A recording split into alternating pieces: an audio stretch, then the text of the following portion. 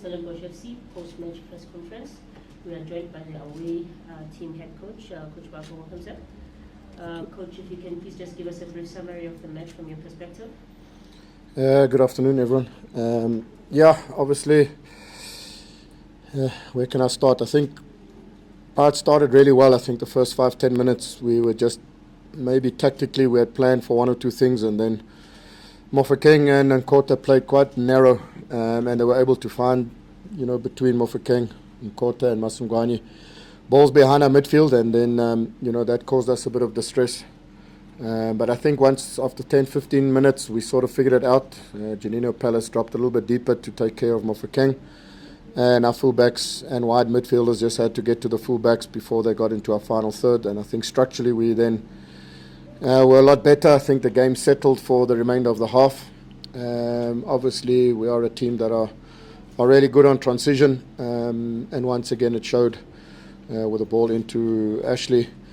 A good pass in behind for Devon and a good finish. So we got the goal that we obviously wanted, and then it was about the rest of the half just keeping our structure and making sure that we can try and maintain the lead and go into half time at sort of 1-0 up, and then also again just look at our structure and look to improve it, which second half we came out.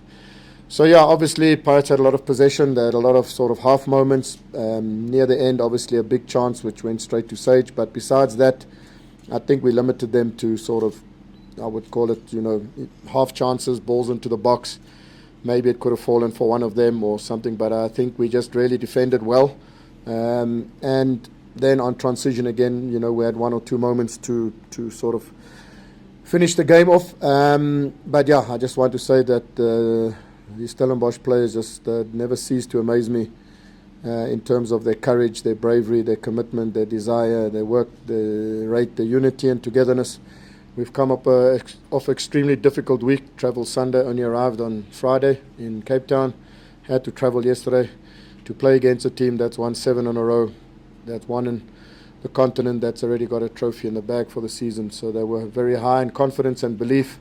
So for us to come and get a result like we did today, just all the credit has to go to the players and the effort that they put in, and also my assistant coach Wesley Sergel, who's a tactician of sort of the team, and the way we set up the team I thought was superb. So well done to the players. A massive victory for us, back-to-back wins at Orlando Stadium. It's really special. I believe it's my 100th win as a coach of Stellenbosch, so to do it here in these circumstances is very special. Now open for questions from the floor. As per now, please by show of hands, identify yourself as well as the media company you represent prior to asking your question. Congratulations, Coach. I'm very young from the SACC on the win, and especially also as you say, it's the 100th win and the milestone. At some stage, I was even sharing with my colleagues that this looked like a CAF Champions League game, just in terms of the competitiveness, but also the discipline and the approach and the structure.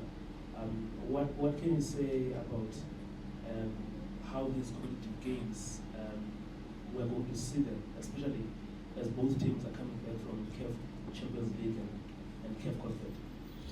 I think you're 100% correct. I think the amount of games we've played this season, I think we're in about 19 already, and obviously played in the M10 against a really good team like Sundowns, in the final against Pirates, and obviously AS Vita and Stade Malien. In our travels, I think it's allowing the players to grow quickly, to learn quickly. I just want to personally give credit to the ref today.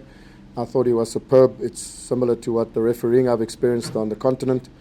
He let a lot of things go that normally are blown up, and it's a stop-start affair. So I thought he let the game flow, and credit must also go to Pirates. It's not easy for a team to be winning 8 games in a row. They've done superbly well, and just today wasn't their day. But it has learnt us a lot of lessons, and as long as we learn quickly and we take those lessons into days like today, then it will help us continue to grow.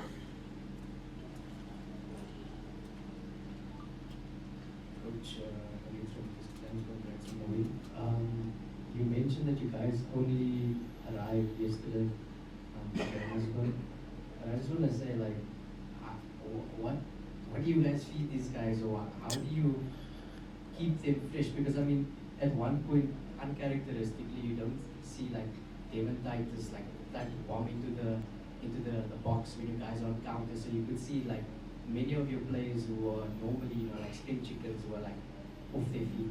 So how did you get them to finish like 90 minutes, and then also to keep that concentration up until the 90th minute? Because maybe around the 60th minute there was just a siege of attacks from Pirates, attack after attack.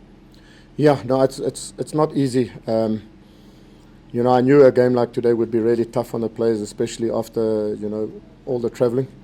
But I think it just boils down to a young group of players that have a real hunger and a desire to just continue to be successful and to continue to grow. So the big message for me to the players is that I don't really always take too much worry about the result. But if I believe and I know the players are giving 100%, I know we will get better results than not.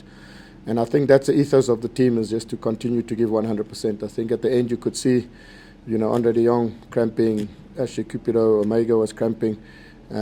So for them to break through barriers like today, I think it's just like really special. And playing away, home game away in Durban to RS Berkane, I think a win like today will really just give us that confidence. Fortunately, the game against Magesi, which was scheduled for Tuesday, was postponed. If it wasn't postponed, can you imagine now we'd have to go and play away to Magesi on Wednesday and then go to Durban. So fortunately, but yeah, I just think it's the mindset and the mentality that is growing really strong amongst the players.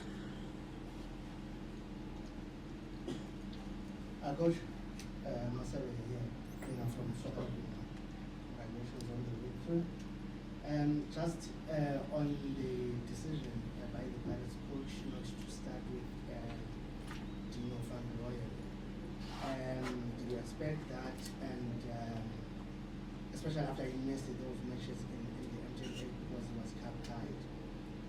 Did you expect him to start, or was it a decision you expected that he was not going to start? And how much of that made it easy for you and your planning and your approach to this game? Yeah, look, to answer the last part of your question, it didn't make it any easier. Munyani is a really good footballer in his own right. Pirates have shown lately that they don't just change the squad. If the squad is doing well and playing well, they keep the same squad. So we thought maybe Dino may get a chance or play against us. But we weren't surprised that there weren't any changes from the team that played in midweek. They've kept a lot of consistency with their selection, and I do think it's part of the reason they're doing well. And obviously when Dino came on, my biggest fear was he gets a moment and punishes us, but fortunately it wasn't to be. But both of them are really good footballers, so it didn't make it easier not starting Dino. And when Dino came on, obviously he had his qualities, which did cause us some problems, yes. Hi Coach, I'm Anissa from the Stellenbosch Media Forum here. Congratulations on the win and your 100th game with the team. I just want to know, with all the factors that you had to go through, you have quite a young squad, and as we know, football is a business. Each and every season, your top players or teams will sell their vital players.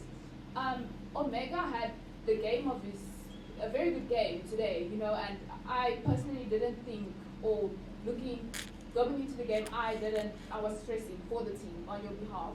How? Sorry. As Sheep looked today's Shepherd, how important is team culture? Because I know, regardless of whatever you go to, I think the coach got the question. Thank you. We are on the clock. Please give Okay. Nice to have somebody from Stellenbosch. Look, I'm very happy for Omega. He came in and he spent the last bit of the last season training with our Diski team and with ourselves, and he's grown and he's developed and he's got a great attitude, so I'm very pleased for him. Fawaz Basadien became a father for the first time this morning, so congratulations to him, and hence it gave Omega another opportunity to play, and he took the opportunity, and it's always about when you get given the opportunity to take it, and well done to him for doing it. Coach, how do you sort of handle or also fix some of the, for lack of a better description, naivety that creeps into the team now and then? Look at the Sage incident and even how the team responded in the final against 98. especially competing at a level where if you make such mistakes, you get punished? Yeah, no, good point that you're making. I was really disappointed that we could have gone into halftime maybe, with a 1-1 scoreline after, that it led, first of all, the incident at the left where Ati and Omega gave the ball away cheaply, and then we have a free kick with less than a minute to go, and we play backwards and then almost get punished. So, yeah, it's players make decisions, and, half-time I had a full go at them, and I said, listen, we've got to learn to manage these situations better. What does it help playing it back to Sage in that situation, because he's just going to kick it forward, which we could have done in the first place. So, yeah, it's, you don't want to always get on top of players after Sishle for 94 minutes ran his socks off and makes one judgment error, but it's important that we do grow and learn from it. We'll take the final 3 questions.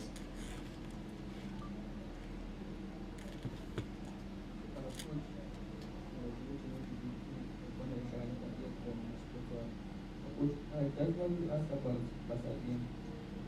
Since he came back from his Bafana Bafana, he's been sidelined for games in the camp and also today. So I just want to ask as well if he's speaking that or something. No, I think I just said he became a father this morning. So his wife was due any stage during the week. And being the first-time father, he requested to stay at home to be with her in case she had the baby early in the week. So, we granted him that, and then we knew that over the weekend it would probably happen, so we gave him time off to be with his wife. Coach, congratulations on the win. Kamokono from Soccer. You made a lot of changes from the team that played earlier on the continent. Obviously, it's quite a tedious travel, logistics-wise. But is it fair to say that today you feel that a stronger team with the president in mind, that you can probably make up the points back in the Confed Cup?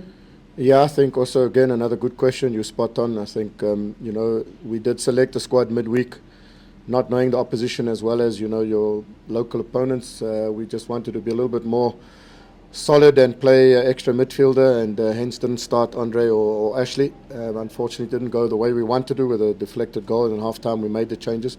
But at the same time, it was also with at least being able to bring 4 or 5 fresh legs into today's game, because that would have been needed, and it was needed.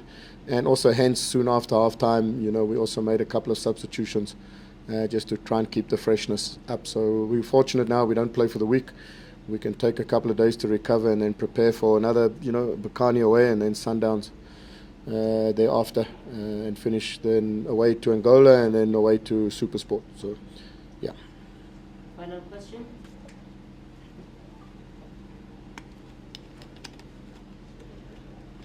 Coach, talk to us about your players.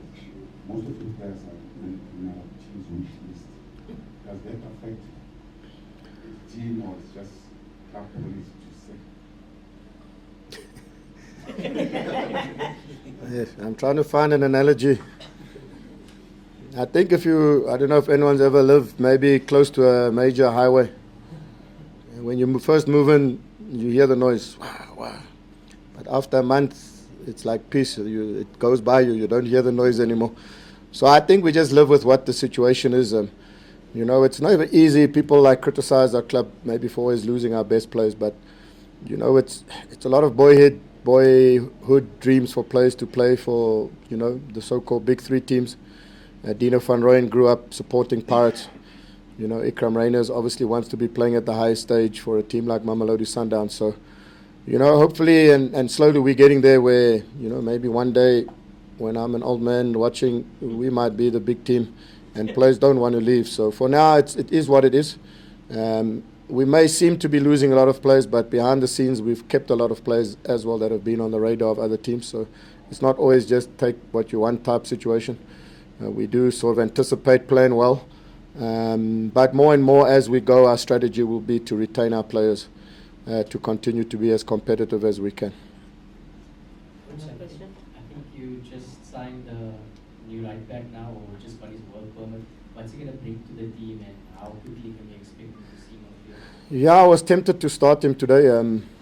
He's been training with us. Obviously, it took long to get his visa, work permit, but now he is available. KZ. Don't ask me to pronounce his surname, Nyinyana. But yeah, he's a similar sort of attacking fullback as Dino was. You know, he likes to get forward. He's nuggety. He's strong in the tackle, but you know, will give us definite forward momentum.